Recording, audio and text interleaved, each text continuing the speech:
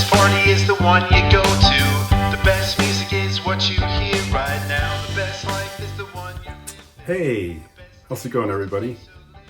I think we're rolling on the video and the audio on the mic here. So, welcome to my podcast. This is just the pilot episode, so it's going to be pretty casual. Fun fact: since the pandemic, I have tried doing a podcast, and I haven't entirely failed. But what I realized over time quickly is that it's an idea. I was like, I want to find one person, one friend, one coworker, whatever. And I'm scared to do it by myself because, not because I'm not good enough, but I'm more of a conversationalist, and so I'm like, monologuing, that sounds daunting, how do you, talk when there's no one to play off of, but then recently what I realized is, and this is even after making a couple mock podcasts with friends that never got released, but I might actually be able to release them on this platform, on this channel, and even as I'm saying this, I don't even know which publishing company or streaming services I'm going to go with. So while you're listening to this on, who knows, the podcast app or Spotify, that's to be determined in lifetime here. But, yeah, I'm just excited. So, I did a podcast with a buddy of mine, Dominic, and we did 2 or 3 really long sessions. So after editing, it could be several episodes. And then I've, done like 1 or 2 with different individuals here or there. And so my goal is that this is just sort of like a vlog, blog, whatever you want to call it, where I can update you about what I'm working on, with my life. And for those watching visually, I'm just distracted by the audio waves over here. They're very pretty. But anyways, I have no idea what I'm doing, guys, other than, I know how to talk, last I checked. But yeah, how's everyone doing? How is the 2025 year coming to a close for everyone? Would love to hear your thoughts. But yeah, my goal is just to be able to use this as a way to update people, whether in a professional setting or a more casual setting, about some of the exciting things that are going on in my life. And, I'd love to hear from you as well. But I'm also hoping to get some fun guests on the show here. And so a lot of people are like, what's the theme? What's the topic? And to be honest, whenever I box myself in too tight, I really don't enjoy it. When it's just like, make another piano video every day, or, talk about work, or talk about philosophy, or talk about religion. I like talking about all that stuff, so I don't really want to box myself in. So that being said, I'm excited to have some friends and some acquaintances, some guests on the show. We might talk about any and all of those things. So one episode could be about, hey, what's the new good movie you just saw? Or what's a new album, new artist you're really getting into? I also want to touch on personal and professional development. So even though, I'm not in and experienced in all careers, I'm still curious to be like, hey, what is a recent professional endeavor that's really helped you in your business? And even if it's something I've never dealt with or won't be able to utilize for myself, I think seeking the truth, seeking knowledge, curiosity is really good things. So that's really exciting. I'm not going to be afraid to talk about philosophy. I'm not going to be afraid to talk about, you know, Christianity, Catholicism, other religions. You know, I wouldn't call this a religious podcast. I wouldn't call this a philosophical podcast. Like I say, it's when the episodes are just me, it's going to be just kind of fun updates about what I've been doing. And when I have a guest, it's either going to be a buddy or an acquaintance at some type of professional or, you know, colleague level. So that being said, for those of you who know me, you know, maybe you grew up in Minnesota with me. Maybe you went to my school, you went to my church. But I was born and raised in Minnesota and went to school in Virginia for college. And then after a quick return home, I've been in Virginia for 5 years, going on 6 years now, which is pretty wild. So, yeah, life's definitely an adventure. And my self-awareness is just dreading the dead time on here that I'm going to either have to live with or edit out later. This is my first one, so I'm really not too worried. I'm just cozy. This is like my attempt at dressing to impress. I got my McGillen's Pub, Irish pub t-shirt from when I went to Philadelphia last year to hear my dad give a talk at the American Chesterton Conference. And I got to perform there as well. And then this shirt over the top I got at, I believe it was called FL Crooks, the coolest men's, almost haberdashery, I don't really know what you call it, coolest men's store in Pennsylvania, and also possibly in the world. Definitely the best one in the country I've been to. And I believe that's in Clarion, Pennsylvania, which is just outside of Cranberry, Pennsylvania. And if you're like me, it's somewhere between Philly and Pittsburgh. Not too far from Pittsburgh. But anyway, I guess I'm repping a lot of Pennsylvania merch here tonight. But yeah, that being said, I'm just chilling in my room. I'm cozy. I got some whatever the deal of the week is on scotch here. So cheers to the local ABC store. And I got my candle lit here, which, you know, reminds me of mom and home. And I got my decentralized lighting here, which, again, shout out to Dominic. He taught me that. He hated the overhead, you know, in the middle of the room. So anyway, we're cozy, we're casual guys, and a couple exciting life updates.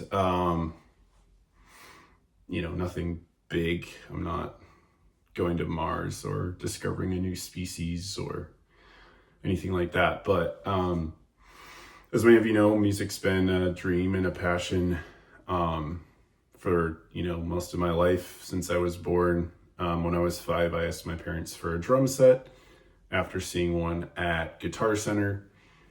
And to my surprise, they gave me a pair of bongos for the next, you know, Christmas or birthday. And I was like, no, that's not what I meant. Eventually saving up for my own simple kit, electronic kit, you know, that works with headphones or low volumes in high school. Fun fact, at an audition recently, I got to play a $2,000 drum set, one of the nicest sets I've ever played. And it was allegedly belonged to MGMT at one point. So whether or not that's true, it was still very cool, very fun to play. It was embarrassing at one point. I was playing the floor tom, and on the way up, my stick apparently, I don't even know how this happened, because I was so, you know, in the pocket. So in the moment, just jamming out. But on the way up, my stick flicked the secondary crash cymbal completely off its stand and onto the floor. And I just kept playing, and the other bandmates were like, "What's going on?" It was pretty epic. But yeah, my whole life I've loved music. Wanted to play drums. I played piano. I was obsessed with my sister's keyboard when I was like 3 or 4. Didn't even know how to play it, but I was just like, "Yo, let's push all the buttons and play all the demos." So yeah, you know, hearing music on the radio or at church or, you know, especially live music, ever be a pep band or whatever. I was involved in musical theater, so I was doing like, you know, a hip hop number from LL Cool J, and a number from Newsies. And I was also Scrooge the Boy in a ballet production. This was all like 2nd, 3rd grade. And then, yeah, learned piano, learned guitar, learned drums, learned bass. I actually paid my bills for a year being a instructor at Box Rock in Bristow, Virginia, which is pretty crazy. So did private lessons, group lessons. During the summer we did glee clubs and rock band or like rock camp where they'd have to learn 3 or 4 songs to play for their parents by the end of the week, even if they'd never played an instrument before. So yeah, music's my thing. Last year I did a song in Boston, which I'll be releasing soon, which is about unrequited love, or something like that. I don't know. It was like a thing that happened in college a while ago, but I thought the song was kind of a low-key banger, so I had fun with it. It's not even a banger. It's more like, it's almost like if Jack Johnson, Jackson Brown, and Reliant K had a baby or something. I don't even know. It's like kind of chill, but kind of angsty all at once. You know, the early 2000s were pretty good to me, or not. I don't know. Definitely affected me for sure. But that's exciting. I'll be hopefully going back this January for that. So that's really exciting. And I'm sure they have like a $5,000 drum set there. It's crazy. It's like playing butter and gold, you know, at the same time, which is pretty crazy. But yeah, I still got to finalize the roster for that, which songs I'm going to do. But yeah, other than that, I just made a Halloween album in my home studio. And some songs definitely have Halloween vibes, but I would say you should check it out now, even though it's like Thanksgiving, Christmas, Advent, New Year's, all of that. Whenever I actually release this, I don't know. But yeah, that was fun. A lot of the songs I didn't even have Halloween in mind. They just were tracks that I've made over the last year or so. Maybe somewhere older than that, I don't even know. But there's an organ piece that I wrote in Chicago when I was visiting not the CFRs, what are they called? The Canons Regular. Yeah, Canons Regular of St. John Cantius. And crazily enough, we met them in Rome before that, like way earlier in my life. So anyway, we meet these priests and brothers, religious order, in Rome while I'm visiting in high school when my sister was doing the Rome program for Christendom College. And we took a family vacation there. And then later on, we just happened to visit their parish where they're based in Chicago. I think my junior year of high school, I want to say. And anyway, it was a good time. They're all about tradition and beauty. So I got to play some pretty nice pipe organs, chapel organ, and a full church organ at one point. I think maybe I didn't. Maybe it was just the chapel organ. Anyway, and I wrote this postlude that, let's just say it's the only postlude that I remember, and that I would remotely brag about. I studied a little pipe organ in high school and a little later in college. But anyway, that made it on. So that's the intro track. And then I did a piece that sounds like Stranger Things. So if there's any Stranger Things fans, I'm really excited for season 5, which recording live tonight. It drops tomorrow, so I haven't seen it yet, obviously. That's exciting. But yeah, it was really fun putting that Stranger Things sounding like piece together. One takes you kind of on a space odyssey, so it starts with a beat and then quickly builds into I sample, the countdown and whatnot of the moon landing, which is cool. If I sound stale or look stale, I'm, sarcasm here, not totally just like being like, yo, say the thing fast enough, smooth enough, well enough, but look at the camera, but like don't freak out. I'm not like hyper self-aware or anything.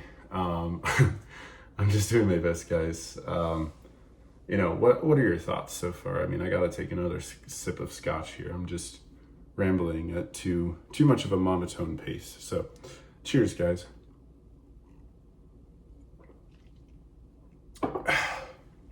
So anyway, this Halloween album, it's like Halloween, but not.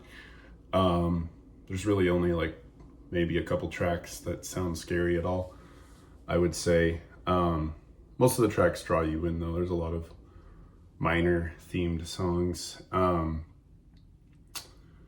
But yeah, we have the organ piece, the Stranger Things piece, and then this Space Odyssey piece has like the moon landing, then it kind of has Michael Jackson vibes, and it kind of has like almost like lo-fi music, and then the beat kind of picks up, and it's like it's a groove. It's really cool. It could be something I could develop, redevelop with words at some point. And then it quiets down. It goes into like almost like you're at church. So there's like a choir and then a pipe organ, and then the rock band comes back in, closes out the song. So that song might have like the most twists and turns of all of them. And then we have a track called, I think it's called The Dance of the Pumpkin King or something like that. Almost sounds like a waltz, but it's not. It's actually in a regular time signature. So that song was fun. I got the inspiration with the drums first, and then kind of made the chords and melody come together. That probably sounds the most blatantly Halloween themed, but that was fun to make. And then one day, and again, this is a piece I made probably a year ago or so, but one day I just opened my DAW, GarageBand, and was like, what would happen if 4 musicians were just like shoved in a room and they all had to start playing at the same time and nobody knew what key or time signature they were in? And so essentially I made a piece where there's drums, there's like a vibraphone or mallet, bass, and then like a synthesizer, essentially keyboard. And so anyways, I did each track maybe in 1 or 2 takes, and it's really cool how sometimes it's like everyone's together and it's in the same beat and it's in the same key, and then other times it falls apart and it sounds awful because, theoretically, if these were 4 live musicians in a room, they wouldn't know, what's going on. So anyway, it does sound awful at times, full disclaimer, but it's kind of cool. I mean, I think one analogy I had is like, whether it's you and your family or you and your coworkers or friends, like sometimes everyone's on the same page. You're like, yo, let's work hard and then let's hang out and then let's order that pizza and then let's get these drinks, and like everything sounds good. You're in the same key, you're in the same time signature. And then other times, like, you really want to have a fun time, or someone else wants to have a fun time, but not everyone's on the same page, and it kind of sucks because it's like the people that want to have fun can't have fun, and the people that are doing their own thing are doing their own thing. And so anyway, that's one analogy, but I ended up calling the piece Purgatory because in Purgatory there's like supposedly no time, but yet it precedes the eternity of heaven. So obviously on earth we don't really know how that works. But yeah, that's a cool concept. So it's definitely one of the most like interesting tracks. And I don't want to say like interesting as in like pleasant, but I almost feel like, you know, if I had to put something at an art gallery, maybe that piece would like stand out the most. Not necessarily that it's my best work, if that makes sense. You know, but I don't know, maybe the critics like it the most, even though, you know, the fans like the feel good stuff or the heavier stuff or the more upbeat stuff, if you will. So that was fun. And then I made like a EDM song, it's almost like if you took like the chord progressions from like a classical choral piece, but you had like a modern, you know, EDM techno beat over it. And then I definitely got inspiration from MGMT on that one. So, well, I wanted to write more lyrics. I was only able to write a chorus, but it worked. I sing it in low octave and high octave, and then both octaves at different times. And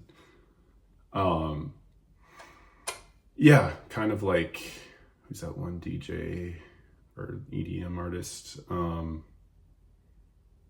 It's like LCD Sound System or something like that, but he used to do like house parties, and his song Dance Yourself Clean, you know, it kind of sounds almost like a afterthought or a credit song or a, you know, B-side or something. And, you know, he was just adamant like, no, this is my A-side, this is my opus, this is the song, this is the track to listen to. And so I don't want to compare myself to LCD Sound System here, but I do think I would say the same thing. Like, yeah, it could have been better. Yeah, there could have been more words. Yeah, I could have, you know, maybe cut some parts out or added a different, you know, chord progression here or there. But I'm really happy with the way that turned out. It's kind of upbeat, kind of peaceful, kind of angsty. And, you know, ultimately it talks about, you know, praying for your loved ones, and, you know, in the context of Halloween, obviously your deceased loved ones. So really happy with how that turned out. And yeah, and then the whole album just closes out with basically the first track, that organ piece that I wrote in Chicago. Only, you know, this time the band kicks in with drums, guitar, bass, which is pretty cool. And then I just realized I skipped a track. I think it's called, so the EDM track is called After Party Memento Mori, and Memento Mori means remember your death. But then there's one called House Party, House Party not Sebastian's, House Party at Johann's, and that's a tribute to Johann Sebastian Bach, and it's kind of like a remix based off his little fugue in G minor. So that one came together too. So yeah, it's a fun project. It's less than 25 minutes long, so it really doesn't take long to listen to.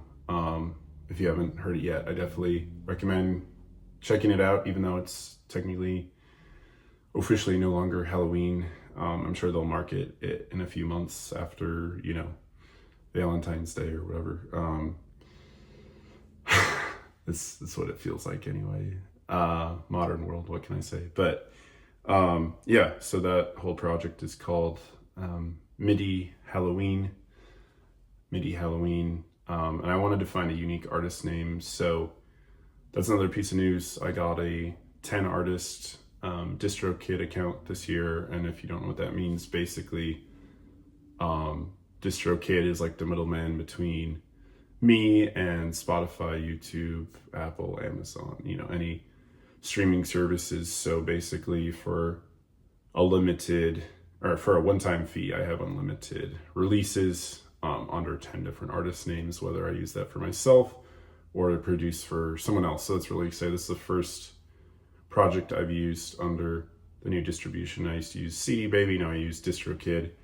And so I wanted to have a unique artist name that no one's ever used before. So I settled on Uncommon Keyboard. I don't think it's like the greatest name or anything, but it really helps for SEO, search engine optimization, you know, bumping up to the top of the list. So yeah, give it a listen. MIDI Halloween by Uncommon Keyboard. And my buddy Noah Reimer did the album work on that. Super happy with the way it turned out. Super proud of him. Fun to collab. I always, you know, like to share the joys and sorrows and, you know, hopefully not burden, but sometimes it feels like that of being an artist. So super happy to, you know, collaborate. So yeah, shout out to my boy Noah.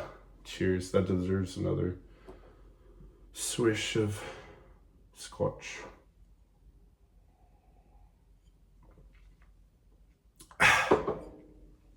I can just tell, like, on the playback, I'm gonna be like, ooh, do I skip the whole thing or just leave the whole thing? If I try editing at all, it's kind of scary, guys. I think editing is a very, very creepy pastime for sure. Anyway, so I did the Halloween album, and then I'll be actually dropping a new track soon, probably under a different artist name. And I'm not even sure what the track I'm gonna settle on the name is, but one night I was just messing around and I made a electronic remix of the hymn "Sing of Mary," and as of yet, it still doesn't have any vocals. It's all instrumental. I can't decide if I'm gonna keep it that way or add a few vocals or, you know, one sung verse at the end or whatever. But I could not believe how well it turned out. At first, I was like, "Oh, is this blasphemous?" You know, like. But then I was just kind of like thinking about it, and I was like, no, like I'm pretty sure they party in heaven. Like one saint, who was it? Yeah, Saint Bridget had like a vision of heaven, and there's like a lake of beer, and everyone's like diving in and swimming and drinking from it. So if we can do that, I'm pretty sure Mother Mary's okay with a little techno remix, you know, a little dance music, if you will, for Sing of Mary. Anyway, it's really fun. It's upbeat EDM, and then there's like a little dubstep drop at the end. But I also mix in traditional choir and organ and all that. So that'll be fun. I think December 8th is hopefully when it'll be out. Maybe it'll be out a little bit sooner. But yeah, that's exciting. And then pray for me, guys. I have really enjoyed my time in Virginia. I've made some close friends. We have a lot of fun. We go to live concerts or do karaoke or go to the bar, whatever. We hang out, we help each other out. If someone needs to move, we help. It's what we do. No, I'm just kidding. I'm not trying to toot my own horn and make myself sound good here. I'm just really grateful for the people I've met and been able to hang out with, whether it's, blasting music in a dish room and being with some really cool chefs and college students, or, just hanging out on the weekend, having a good time. It's been good. It's been really fun, but right now I have an opportunity to do a sales job in Nashville, which is awesome. So as of right now, this recording, I haven't signed any contract or paperwork, but I'm pretty sure it's going to happen. I'm really excited. I'm gearing up. I'm like, oh my gosh, I got to clean. I got to downsize. I got to pack. I got to figure out how I'm going to get there, when I'm going to get there, find an apartment, all that stuff. But, it seems like a solid fit, not like it's foolproof. Like I'm sure I'll have to work hard. Like it's not going to be a given or a cakewalk, but I'm really excited. And, with the music thing, going to Nashville just seems like the thing to do now. It seems like a good fit. I've put off moving to somewhere like LA or Nashville for a long time. I put off going, originally I was going to go to music school, but I heard a lot of horror stories about people being like, don't do it. You're going to hate it. You're going to drop out. You're going to question why you did it. You're or you're going to graduate and then you're never going to want to play music again. And I was like, well, I don't want to do that. That sounds terrible. So I took the conservative path in a sense, just getting my liberal arts degree. But anyways, gearing up for this, I'm really stoked. And I already have a bro or two being like, yo, if it works out timing wise with work, like we want to help you move down there, which, you know, a bro trip just sounds epic. So anyway, if you can't tell, I'm super excited. You know, I'm not obsessed with country music, but I appreciate it. You know, especially 90s country. That's like my favorite era of country. But, you know, I've heard, you know, even if you're into rock or singer-songwriter or whatever, like Nashville is the place to be. And on top of that, you know, I reached out through the network, and it sounds like there's a good alumni network from my college. Sounds like there's a good church network, a good, you know, Catholic presence there, which is awesome. And even like my favorite, you know, punk band, or like at least, you know, when I was a kid, most of my life, maybe still to this day, you know, Reliant K, Christian pop punk, can't even talk, Christian pop punk band. You know, they were my gateway drug into the real stuff, if you will. No, shout out to them. They're awesome. They've played at, you know, Warped Tour and When We Were Young. Like they're legit. I'm not knocking them. Like I really look up to them so much. When I was learning, you know, guitar and drums and bass, like they were the band I was listening to. That's who I wanted to sound like. That's who I wanted to be able to write like, you know, their clever, funny lyrics and everything. So anyway, but they're in Nashville now. They do like not secret, but like, you know, kind of last minute shows. They're, at least last I heard, who knows, maybe they're moving on now, but pretty sure they're still there, because they opened their own merch store. Like, yeah, 24/7 brick and mortar merch. So it's for Reliant K, it's for Matt Thiessen and the Earthquakes. We're talking music, t-shirts, and even Matt Hoops started his own guitar pedal company called 1981 Inventions, I believe it's called. I actually have their guitar pedal myself. Yeah, if it's close by, maybe I'll show that at the end. It's signed by both Matts, Matt Thiessen, Matt Hoops. And I got the pedal, so it's the drive distortion sound they use for the whole album with Be My what am I saying? With Be My Escape, and other stuff. So yeah, anyway, super cool. I would love to catch a show there with them. I've seen them twice already, but would love to see them now. And yeah, it's exciting. I've never been to Nashville. Going south for the winter sounds nice, you know. I mean, I'm planning to stick around for a long time, but if something doesn't happen or push comes to shove and it's not long term, I'm like, yo, this is like the perfect time in my life, in the season, in the year, you name it, to go. So super excited, guys. And yeah, I'm just staying loose. I want to have this podcast. I want to interview cool people. I want to learn like a better way to garden, or like, you know, if I can only have like a window garden in Nashville, on like the 28th floor, like I want to know the best way to do it. You know what I'm saying? I want to learn how to do business better, how to communicate better, you know, all of that stuff. So, if you enjoy listening to this and, you know, just leave a comment, leave a like. Like I said, I don't even know when this is going to be up or where it's going to be. But I'm just excited to share with you guys some of the cool things going on. I don't do this because I think like I'm a professional or a natural. But yeah, I mean, if you're a fellow musician or a local artist, even if it's not music, like visual artists or different kinds of art, author, poet, philosopher, whatever it is. Like, I'd love to shoot the breeze with you sometime, and if it's a good fit, maybe even jump on the podcast together. You know, I don't honestly even listen to podcasts as much as I'd like.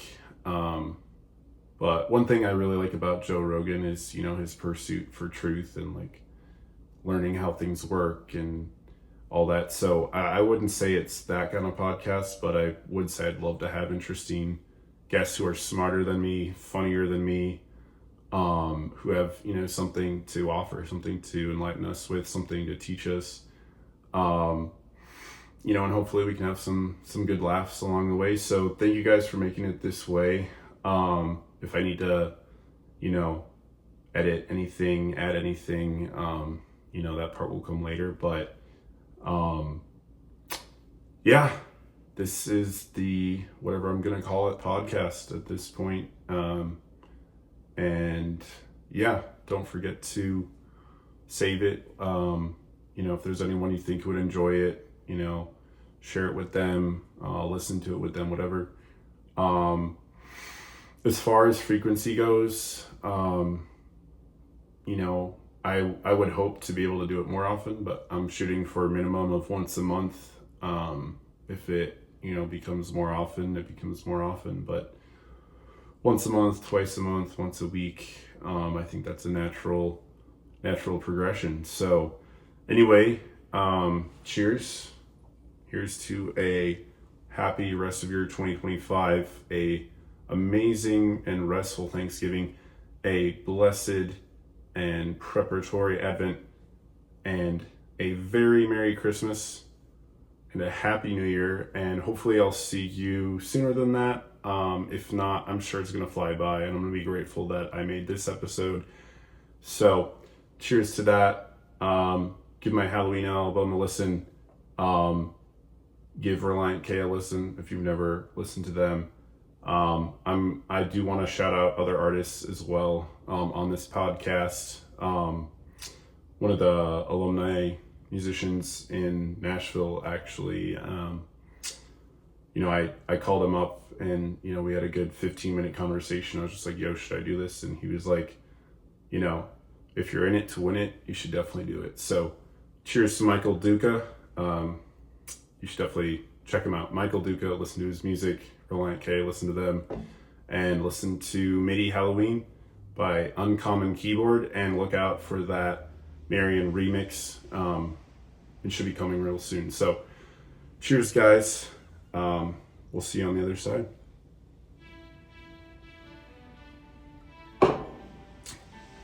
Praise the Lord.